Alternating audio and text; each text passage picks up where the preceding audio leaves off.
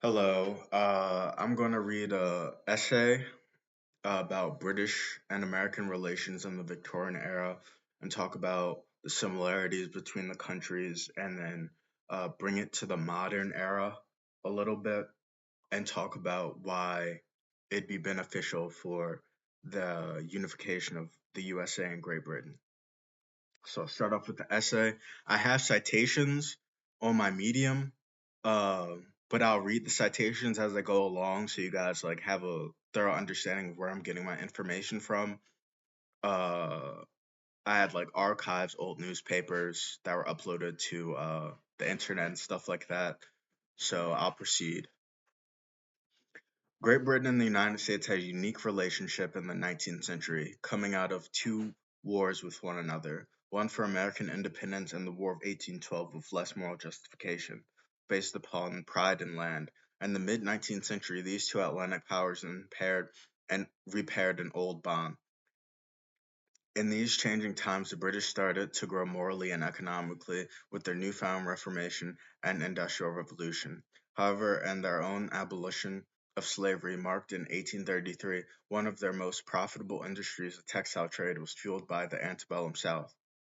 The two nations also had multiple run-ins based upon disputes over the Northwestern Territory boundaries and the Northeastern boundaries between the United States and Canada.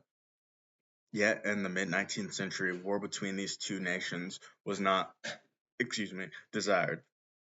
The American Civil War also played a major role in shaping the diplomatic and economic relationship between these two countries, holding democracy, cotton, and slavery in the balance. In the mid-19th century, particularly highlighted by the British abolishment of slavery and the end of American Civil War, holds a relationship between America and Great Britain based upon profit through industry and the sanctuary of democratic ideals. The United States could be defined in this time as an isolationist and aggressively expansionist or expansive nation, with their acquisitions of territories and the implementation of the Monroe Doctrine vowing to defend the two American continents from direct European intervention. The United States needed to grow to support their democracy because a more diverse conglomerate evens out the continuous states' voices. The government did not want the legislative branch to be dominated by the North nor the South. The Monroe Doctrine may not have been a direct benefit to the British Empire, but this doctrine may not have been a direct benefit to the British Empire, but this doctrine shut out any ambitions of its enemies, making itself more common to the United States. With America becoming more established in the scope of the world and its affairs, this opened up business with Great Britain, but slavery was still on the agenda for the British. William Wilberforce was the leading advocate Britain in Britain against slavery from the late 1780s to the full abolition in 1833, the same year he died. He served in Parliament and gained powerful friends and rose to power quickly himself. While Parliament while in Parliament, he took the time to address the wrongs of men who have taken part in the institution of slavery, and especially the responsibility and miscarriage of power by Parliament to let this institution to continue.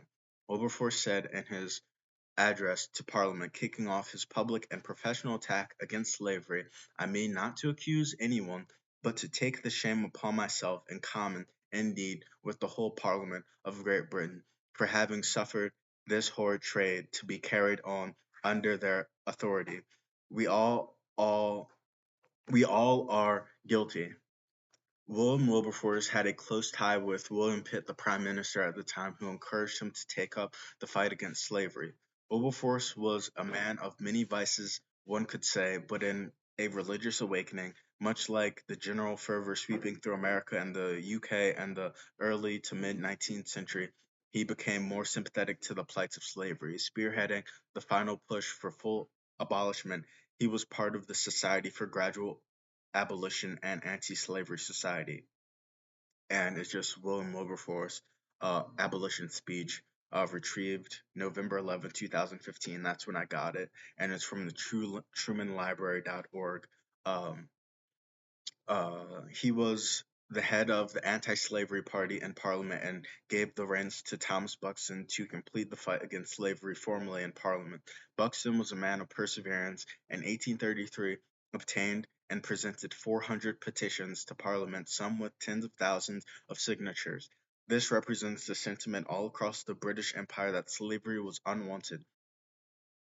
Many more petitions were made and signed all across mainland Britain to Australia in 1833. This push later for the full abolition of slavery was the second fight after the abolishment of the transatlantic slave trade, which was completed earlier in 1807. Despite opposition from the sugar and shipping industry, slavery was eventually abolished from Great Britain in 1833 under the Earl Grey ministry, and after the act was drawn up by Edward Stanley, the bill was passed and the British slaves were emancipated August. Unlike the British, America still had slavery, but had ended their slave trade along with Britain in 1808. Their their similar stance on slave trade would help them later in disputes with one another. The formation of Canada and her territories, along with America and her borders, goes back a long way, and the common dispute began to cause problems again. In the late 1830s, Great Britain started to encroach on America's northeast border again. The area specifically was Maine and the control of some rivers and ports in the territory. So, I mean, my last paragraph, the citations were the Morning Chronicle, Imperial Parliament of Great Britain and Ireland, May 7th, 1833, George Macaulay Trevelyan, British History in the 19th Century and After 1782, 1919, published in New York, David McKay Company, 1937, and then again the Morning Chronicle, the same publication. Um, the land that was officially America's settled under a treaty made in the 1780s was broken, but war was unwanted given these two countries have already fought twice in the last half century. The value of this land was held in the fishing industry, but also it served high value for naval installments. The executive department of Maine was requesting monuments be erected and protection from the federal government to establish the land as part of the United States. The American government had a man named Daniel Webster, the Secretary of State at the time, negotiate a treaty with Britain. Representative Alexander Baring, first Baron Ashburton. The Webster-Ashburton Treaty was signed and ratified in 1842, but the agreements in them showed compromise and goodwill of both nations going forward. Multiple articles in the agreement held commitments to anti-slave trade. Both nations agreed to equip and maintain a squadron of naval ships to protect the coast of Africa from slavers in Article 8 of the treaty. They agreed to do this for the next 5 years after the treaty ratified in both nations' legislatures. In Article 9, both countries committed to the effort to stop African slave trade. Besides these vital articles, the rest of the agreement fix the complexities and technicalities to rights to water supply and river navigation, and proper compensation for the past offenses. So I just uh, went to the Morning Chronicle again, dispute between Great Britain and the United States regarding the northeastern boundary, November 17th, 1837. That's where you find this information. The unwillingness to go to war reflected the United States, but more so Great Britain's call for peace, because Great Britain was still following the Pax Britannica. Great Britain in this time considered itself the world police, much like America does in the present. The enforcement of British laws overseas was coined Pax Britannica. Great Britain, when it comes to foreign affairs, holds the opposition to British laws that almost started another war between the United States, all based on principle. In the mid 1840s, the United States and Great Britain found themselves in another land dispute, and this came into effect by the USA's continued expansion. The Oregon Territory had been rapidly occupied in the preceding years by the American people, outnumbering British subjects 6-1. In this territory, rule of law was unclear and needed to be settled. Jurisdiction in the land was not official. This, became an exacerbated issue in American politics because the country needed to expand to compensate for the growing power of the South economically and politically. With more money and political sway, they had the longer and harder the fight would be to abolish slavery. The Southern Democrats were gaining a lot of power, and power had to be realigned, especially with looming and then eventual annexation of Texas. James K. Polk ran for president in the middle of this crisis and made a catchphrase for his position: 54, 40, or fight. And those are the parallels on the earth where you'll see the states that were Canada, Vancouver, Oregon, Idaho, and Washington, if I'm not mistaken. The Webster Ashburton Treaty, Yale Law, that's my source, the Avalon Yale Law.edu, James K. Polk first annual message. That's just the presidential archives at USCSB presidency. The British knew his stance on the Oregon question, the official name for the dispute over the territory, but more importantly, they knew of their growing dependency on American cotton and the global demand for their cotton products. President Polk made the Oregon question a big highlight in his first annual address to Congress in 1845. The Oregon Territory held three types of inhabitants: British American native peoples. The British had more settlement laws for their subjects than America, but in the mix of people, the law was mixed up, along with the lack of protection from the territory not being fully settled. Polk wanted to make America's mark on the area, telling Congress he wants forts along the trail to Oregon and in Oregon to protect the citizens of the United States. The British wanted parts in the area for their fur trade with the natives. This was a weak justification through the perspective of America. Great Britain wanted two-thirds of the territory, which was not the 54-40 line. The Oregon Treaty that settled this matter was negotiated by James Buchanan, who later became a president, and on the British side by Richard Pakenham.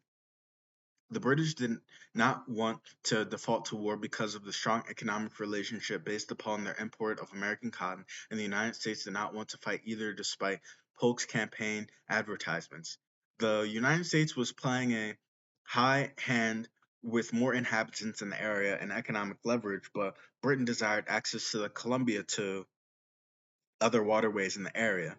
And my citations for the above paragraphs, like James K. Polk, first annual message, public papers of the President of the United States. That's just presidential archives again. And then the Oregon Treaty from ccrh.org. And then again, the presidential archives. The British were well aware of the United States' intentions to expand on the continent, but with slavery in mind, as well as sustaining their economic engine, they were able to compromise. The treaty was signed and ratified in 1846, giving the USA everything south of the 49th, not quite 54-40, which would go to Alaska and like Vancouver and like British Columbia, maybe Calgary. But it was a healthy compromise. This gave America enough land to add another three states: Washington, Oregon, and Idaho. So, like, you can just see above those places, that's where they were. Um, this compromise helped suppress the power of the slaveholding South, and the British knew this, but also allowed for their continued navigation of the Columbia River and other tributaries.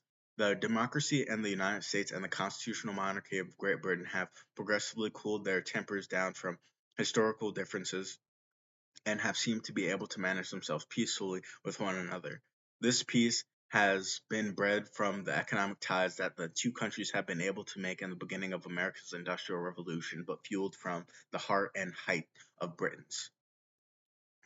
The British shared their steel and railways technologies with the United States, but more importantly, the United States sold Great Britain their cotton. The Industrial Revolution was fueled by coal, and the United Kingdom had lots of it. Coal could power factories by steam and could also power ships and railroads. The United Kingdom was booming with industry.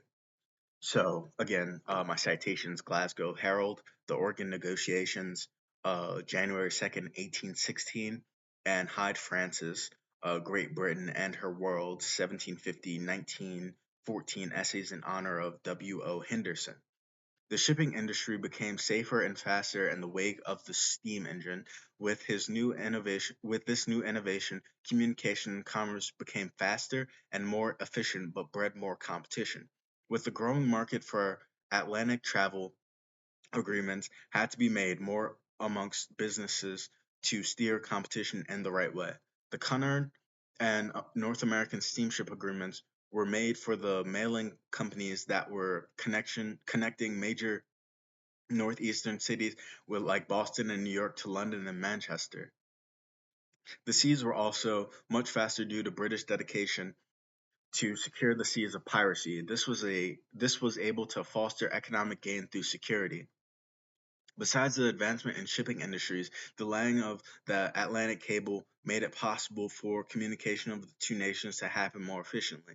This was a telegraph wire going across the ocean, generally connecting the old world with the new faster. This was a major feat for humans being able to send messages over oceans unmanned. Great Britain has become more connected to the United States by technological advancements and culturally from the millions of people immigrating to the US. The facilitation, excuse me, of the economic connection between the two were created by the British repeal of the Corn Laws, opening up free trade. With no tariff on raw materials after 1846, there was even more incentive to trade America for cotton. Cotton was Britain's main import, and manufactured cotton products was their highest export in the Industrial Revolution. From 1850 to 1860, Great Britain received 77.5% of their cotton from America. And just to give perspective, the first half of that decade, Britain imported 707 million pounds of cotton. Uh, in the previous paragraph, you'll see the Victorian London Communications Telegraph laying the Atlantic cable, and that's just from the victorianlondon.org.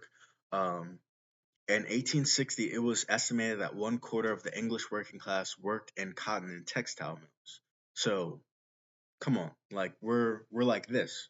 Um, the North was put to work, the South was put to work, and England was put to work, all for textiles and cotton. Um, and the inequalities that bear the brunt of it, because the managerial class and the owner class own these imports and exports and the textile mills, and the workers in these British mills were basically no better than like slaves. Like they didn't own anything. They were put to hard work. And the antebellum South, they didn't even have rights, so they were put to hard labor without any rights, without any ownership, um, and they could be killed, um, whipped, abused, raped. Uh, so as I'll go on, in 1860, it was estimated that one quarter of the English working class worked in cotton and textile mills. The British economy and labor force was tied to America, and we still are. I'm pretty sure Britain's greatest trade partner, I studied economics a little bit, greatest trade partner was America, is America. The cotton industry was gigantic and was leaning on the backs of African American slaves. The British were not oblivious to this, and this matter was brought to Parliament by a man with the name of Thomas Bazley, spelling out the effects this trade has had. He calculated that Britain had imported 750 million sterling worth of cotton and yielding a profit of 1 billion sterling in the 50 years preceding 1867 or 1861.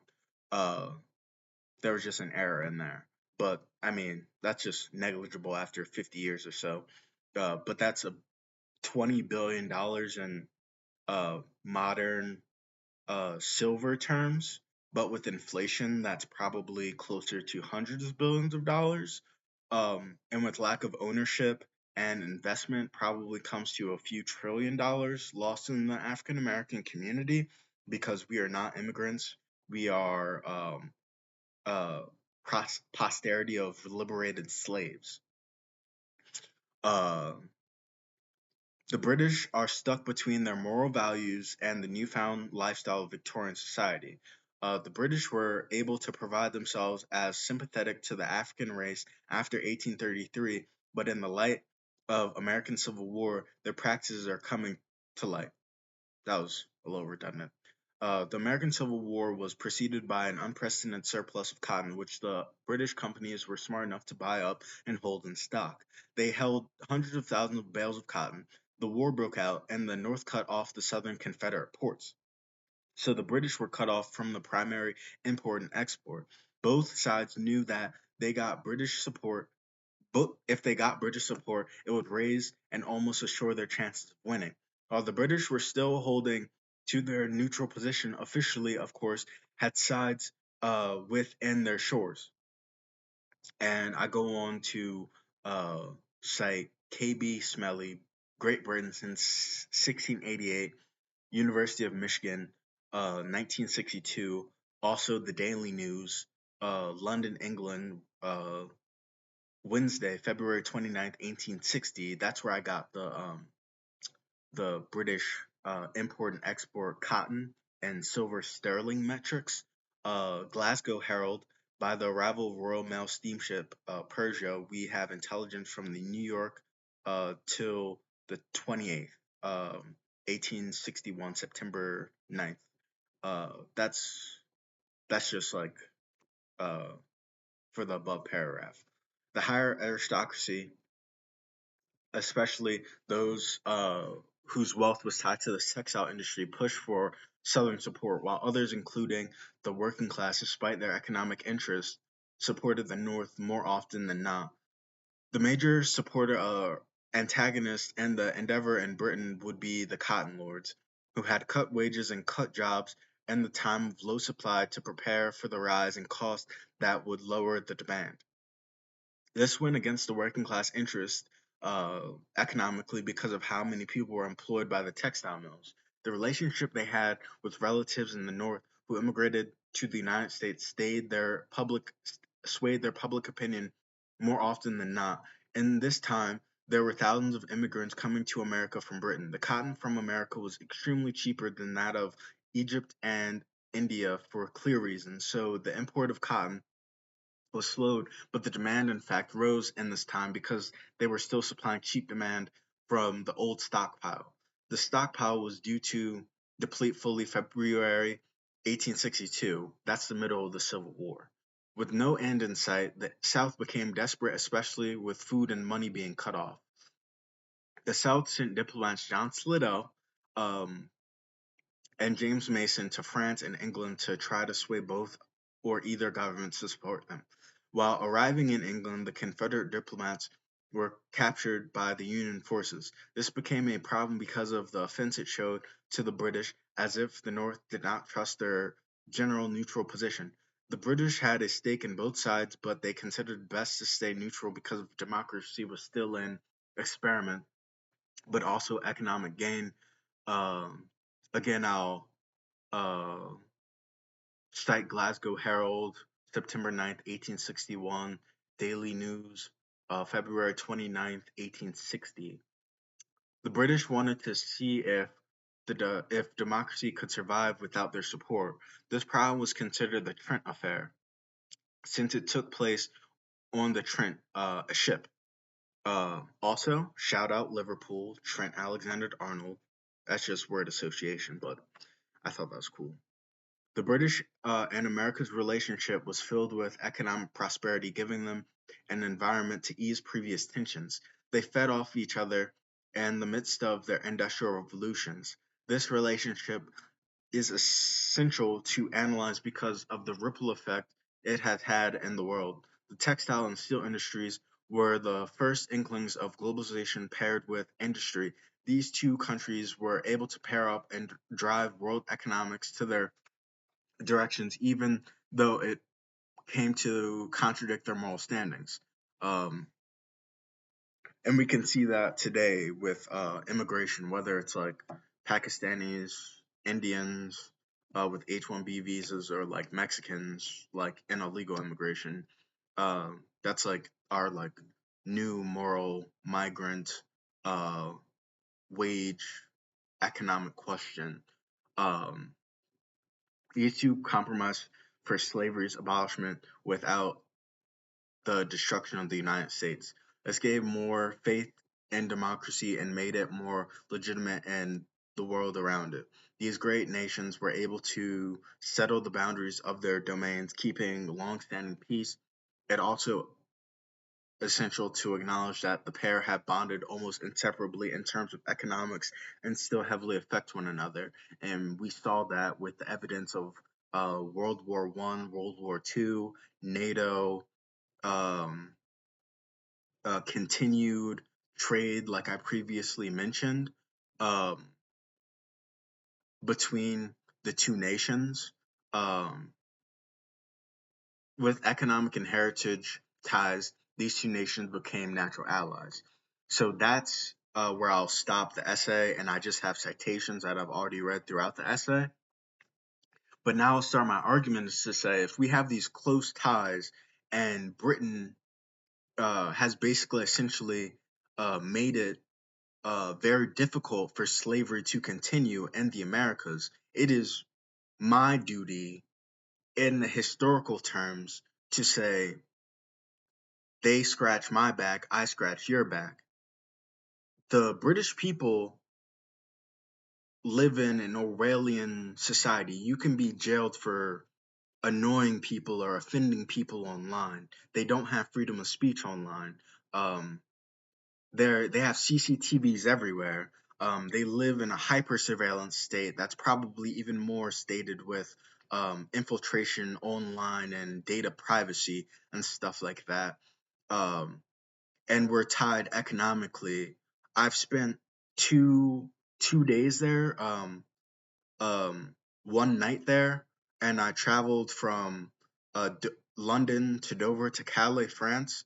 But in the meantime, like I just see like how immigration and the unequal society that they have is related to the American society, where there's like mandem, roadmen making fun of people, making it tough for like tourists and like regular people to just like walk down the street and like you'll get made fun of or threatened even like on the trains or buses or just like outside of like Nando's or whatever, like a chicken shop. Um, and I had to like link up with like some like German tourists who were like also being like harassed. And that's like going downtown in Philadelphia or New York City and like YNs, like young Negroes, like who have nothing better to do but to harass and be loud and commit crimes. Um, but that's just due to like economic factors. Like, what are you gonna do? Like, there's no more factories in Pennsylvania, essentially, because we had a lot of steel mills, um,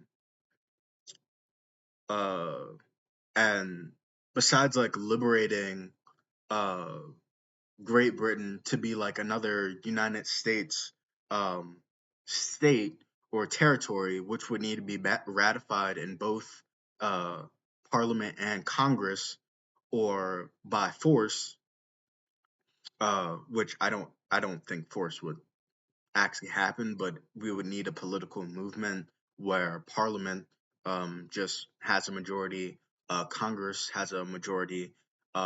We may need like 66%. I don't think this will be a 50-50 type thing, but I mean, Elon Musk yesterday said that he took a poll and it's like at 60% that the UK should be liberated by the United States. And that's like 2 days after me and this British guy started a group advocating for the ratification of the joints of governments and economies. And America is vast in resources, and I'm sure there's like free trade, but like when there's domains and tax systems that are pinned up against one another, it would create more free flow of people and commerce to actually uh, make sure both economies thrive.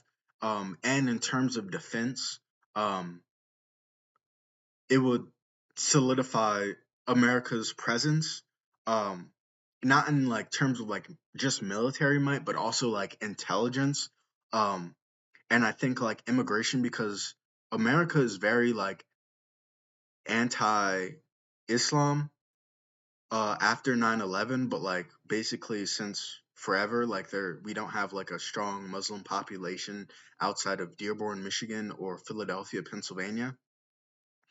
Um those are just the exceptions in major cities like outside of Detroit or like the southeast Pennsylvania where there's like 8 million people who live here. Um, but it would just be cool because um, values of like liberation of inequality um, would help. Like you could expand the NHS um, to the Blue Cross. Um, we could use the technology for building train and railroad networks that the UK has perfected and bring that to America through large scale projects, whether or not it's like those like high speed railway, like hyperloop tubes, like with like the train system that are supposed to be created by Elon Musk. Um, but culturally, there needs to be a revitalization in Britain because when I went there, I was just like, damn, like I did not expect this. Like,